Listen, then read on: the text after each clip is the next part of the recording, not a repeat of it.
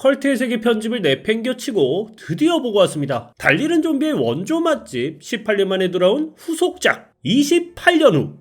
진심 너무너무 궁금했습니다. 왜냐? 이 영화가 전 세계적으로 우리나라에서 가장 먼저 개봉했단 말이에요. 미국이나 영국 둘 다 하루 늦게 개봉하는데, 근데 시사회 엠바고도 완전 박스에서 개봉 전날까지 똥인지 된장인지 알 방법이 전혀 없어. 거기다 갑자기 모든 극장에서 관람료를 10,000원 균일가로 확 내린다?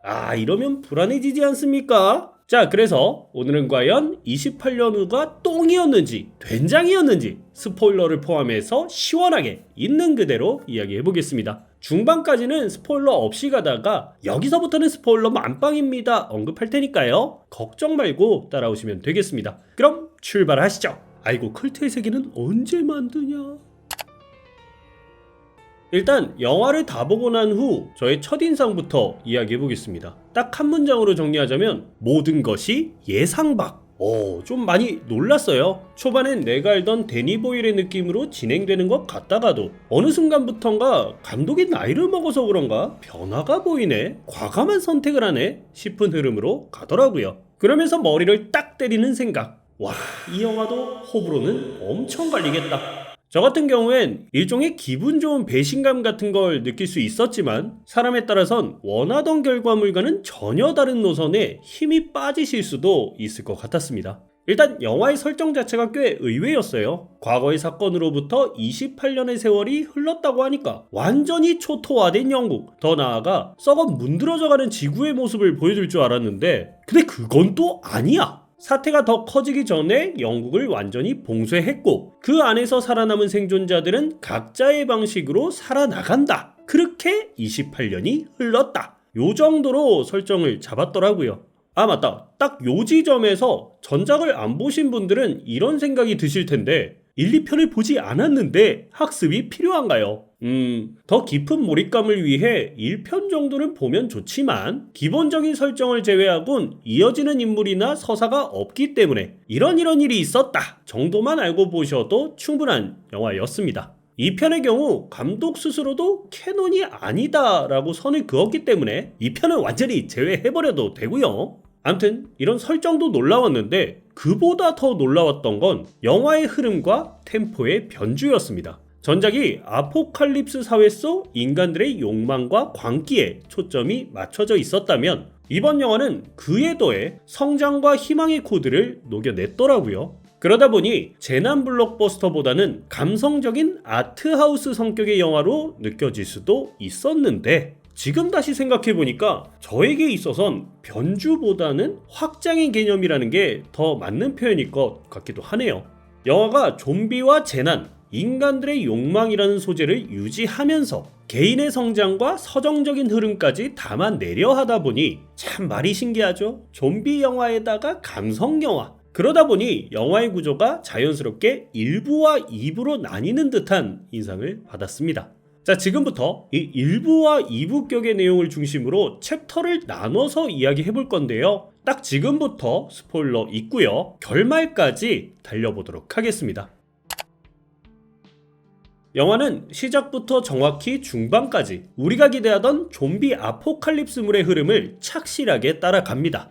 영국 전역에 분노 바이러스가 퍼진 지도 28년. 나라는 봉쇄되어 어떠한 도움도 받을 수가 없고요. 살아남은 사람들도 그들만의 규칙을 정해 그룹지어 살아갑니다. 영화 극 초반에 딱 28년 후라는 타이틀이 뜨는데, 이게 1편이랑 폰트도 위치도 똑같이 뜨는 거 보면서 괜히 뭉클. 화면 앵글도 감각적으로 비추고, 음악도 약간 그 락이라고 해야 되나? 강렬한 밴드 사운드 나오는데, 전작 보신 분들은 딱 느끼셨을 겁니다. 내가 알던 데니 보일 느낌 그대로다. 예전이랑 비슷하게 가겠구나. 실제로도 그렇게 전개돼요. 홀리 아일랜드라는 섬에 살고 있는 소년 스파이크. 그에게는 전사처럼 강인한 아버지 제이미와 정신이 좋지 못한 아픈 어머니 아일라가 있습니다. 이 공동체는 하나의 문화가 있는데, 어느 정도 자란 소년이 본토의 감염자를 사냥함으로써 인정을 받는 의식, 일종의 성인식 같은 개념이죠. 영화는 아버지 제이미와 아들 스파이크가 본토로 넘어가면서 본격적인 이야기를 전개하기 시작합니다. 저는 이 공동체를 묘사하고 설명하는 부분에서 게임 라스트 오브 어스가 많이 떠올랐는데요. 실제로 닐 드럭만이 게임을 제작할 때 28일 후에서 많은 영감을 받았다고 했거든요. 28일 후가 라오어에서 영향을 줬다면 28일 후는 반대로 또 라오어에서 영감을, 물론 제 개인적인 생각입니다. 암튼 두 부자가 섬을 나간 이후로 펼쳐지는 장면들은 그야말로 좀비 파라다이스. 초반부의 긴박한 장면들은 좀비 팬분들이라면 싫어하실 분들이 계실까 싶을 정도로 괜찮았어요. 느린 좀비, 빠른 좀비, 알파라고 불리는 일종의 강화된 좀비. 인간들의 무기가 원초적으로 변한 데 반해 진화된 좀비들의 다양한 형태를 보고 있노라면 진짜 이거야말로 좀비 종합 선물 세트. 거기다 데니 보일 감독 특유의 감각적인 앵글과 촬영이 있거든요. 이것도 대단한 게 감독이 56년생입니다. 거의 칠순이신데 대단하더라고요. 얼마 전 인터넷에서 아이폰을 여러 대 겹쳐서 촬영한 기법이 화제가 되었는데 그 장면도 꽤나 괜찮았습니다. 마치 매트릭스에 나오는 장면과 유사한 창의적인 헤드샷 씬. 그렇게 좀비들과 우당탕탕 우여곡절을 겪은 두 부자. 아들은 느린 좀비 하나를 죽이게 되고 그걸 본 아버지는 하염없이 기뻐합니다. 하지만 아들이 죽인 건 딱 하나의 좀비. 이후의 과정은 쫓기고 또 쫓기고 겨우겨우 마을로 돌아온 두 사람은 사람들이 열어준 성대한 파티에 참여하게 되는데요. 이 시점까지만 해도 예상했던 흐름이었습니다. 이러다가 아들한테 문제가 생긴다든지 또 마을에 균열이 생기겠구나 했는데 이야기는 여기서부터 인간의 욕망을 비틀며 변주되기 시작하죠.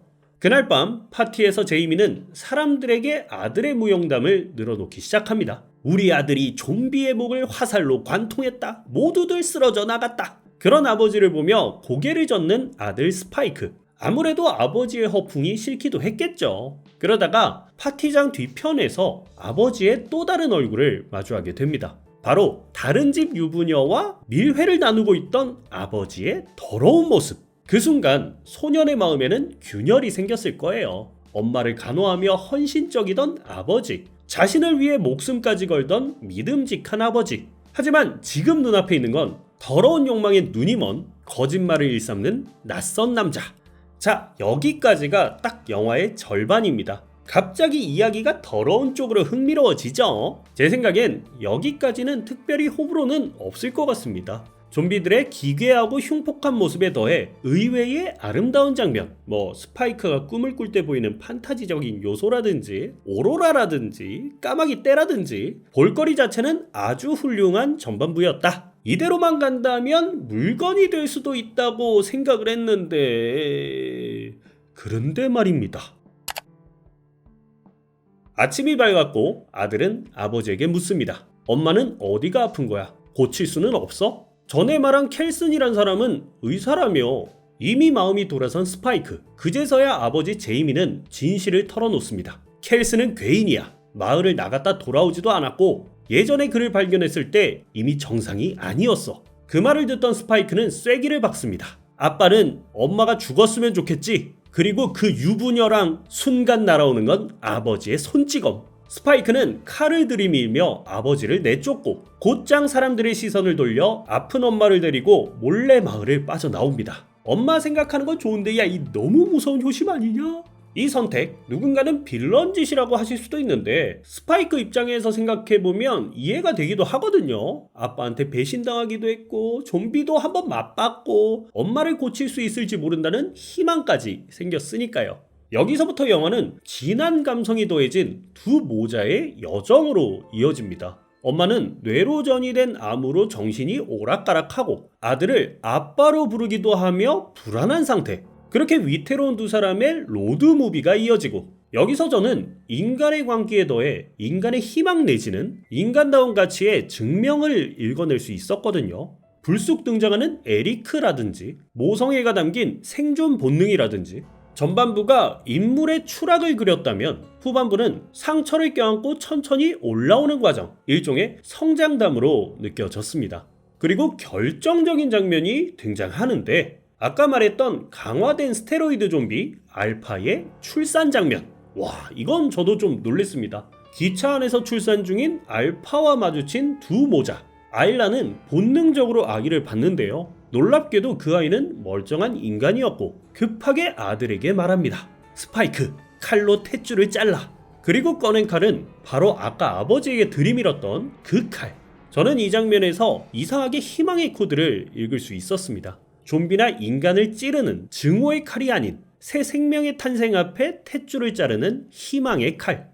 이후 에리크와 임산부 좀비는 죽고 여러 해프닝을 겪은 후 두 모자는 드디어 닥터 켈슨과 조우하게 돼요. 아버지의 말과는 다르게 놀랍도록 멀쩡한 그의 상태. 알고 보니까 그는 죽은 사람들의 해골을 모아 탑을 쌓고 그들을 기리며 조용하게 살아가고 있었던 거죠. 물론 요오드로 몸을 칠해 좀비를 막고 해골탑을 만드는 모습이 아예 기괴해 보일 수는 있지만 그 안에는 분명한 존중과 추모의 의미가 담겨 있었습니다. 그리고 스파이크는 그에게 말합니다. 우리 엄마를 살려주세요. 하지만 켈스는 말하죠. 장비가 없어 정확하진 않지만 이건 암이야. 안타깝게도 엄마는 오래 남지 않았어. 여기서 세 사람은 많은 생각을 했을 겁니다. 아들의 입장에서, 엄마의 입장에서, 또 그걸 보고 있는 삼자의 입장에서. 켈스는 스파이크에게 엄마를 보내줘야 함을 암시하며 메멘토 모리를 언급합니다. 메멘토 모리, 죽음을 기억하라. 삶의 유한함을 깨달아라. 자신의 죽음을 상기시키고 삶의 유한함을 깨달아 매 순간을 소중히 여기라는 의미죠. 거기에 더해 사랑했던 것을 기억하라라는 의미의 메멘토 아모리스까지 새겨주며 두 어른은 눈빛을 주고받습니다. 그리고 결정하죠.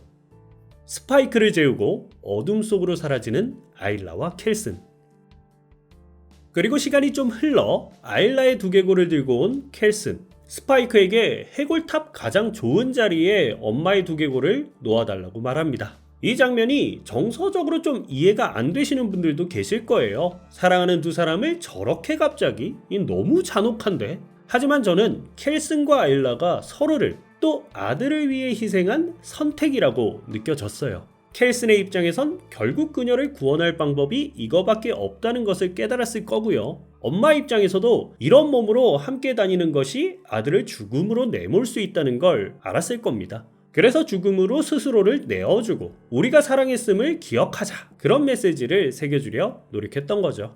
여기까지 어떠십니까? 좀 흐름 자체가 호불호가 있을 수 있겠죠. 전반부는 좀비 아포칼립스였는데 후반부는 감성적이고 철학적인 드라마가 돼버려. 하지만 이건 분명히 감독과 각본가가 의도한 흐름이라고 생각합니다. 전작에서 헬이라는 글자를 헬로우로 바꾸는 장면처럼 이번 작품도 욕망과 광기 속에서 희망과 사랑을, 죽음과 공포 속에서 탄생과 행복을 말하고 싶었던 게 아닐까.